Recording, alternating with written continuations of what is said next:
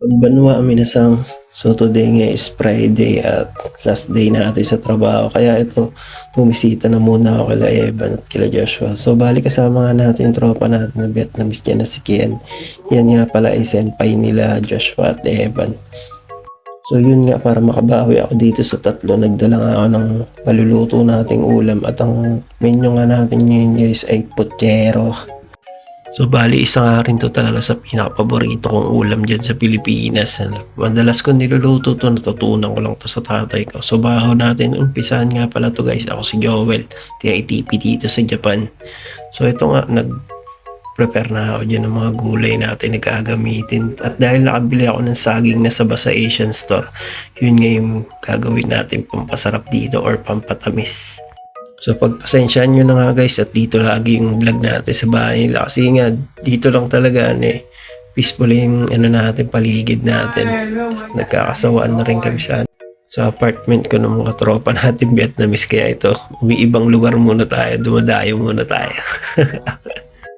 So bali habang naghihiwa nga ako ng mga gulay-gulay dyan ay tinatanong ako ni Joshua kung ano ba yung lulutuin ko, pati ni Evan. Nakakatawa nga lang kasi kahit matagal na ako nagluluto nito ay nakakalimutan ko yung pangalan. Kaya ayun, tinanong nga natin sa kanila.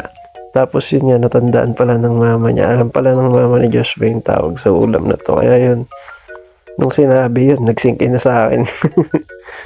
At sa mga hindi nga pala marunong magluto nito, ito guys, tuturo ko sa inyo kung paano at kung ano yung mga ingredients nito. So bali gumamit nga lang akong dalawang malaking carrots dyan. Tapos may dala rin tayong 4 na patatas.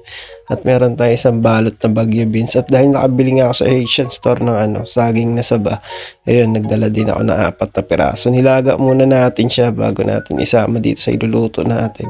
So pinrito ko na nga yung mga iniwan natin patatas tsaka carrots. Tapos naggisa-gisa na tayo, tinimplahan na rin natin yan at sinabawan. Tapos papakuluin lang natin ng mabilis lang para mambot lang mga gulay. So nilipat ko na ng lagayan guys kasi nga nilagyan natin ng napakaraming repolyo. Sa buo yata yung nilagay ko dyan. Wala naman ako ibang pampalasang nilagay dyan guys. Ano lang yan, tomato sauce tsaka nor cubes na chicken. Yun na, sasarap na yan. Basta igisa nyo lang na maigi yung karne hanggang magsa kulay brown na siya. Tapos yun, timpla-timplahan nyo na lang base sa timpla nyo. Pero mas masarap sana to kung merong green peas. So fast forward nga guys at makatapos ang 30 minutes na pagluluto natin. Ito na yung kinalabasan ng food trip natin. So yun guys, kakain na rin kami nito. Tara, samahan nyo kami. Itadakimasu. So bali, ito yung pagsasalo-saluhan namin ngayong gabi. So bali hanggang dito na nga lang din tong video natin guys at abangan nyo yung vlog natin bukas or sa Sunday kasi nga meron tayong pupuntahan na magandang lugar at yun, i-update ko kayo.